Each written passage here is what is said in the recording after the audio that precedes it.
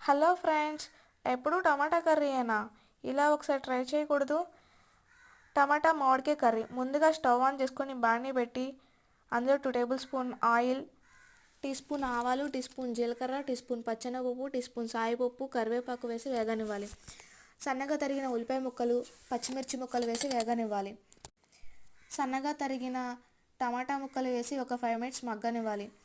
ఒక 5 నిమిషాలు మగ్గిన తర్వాత అందులోనే సన్నగా తరిగిన మామిడికాయ ముక్కలు వేసి 5 నిమిషాలు మగ్గనిచ్చాక స్పూన్ గల్లుప్పు, స్పూన్ కారం వేసి 5 మినిట్స్ మగ్గనివ్వాలి.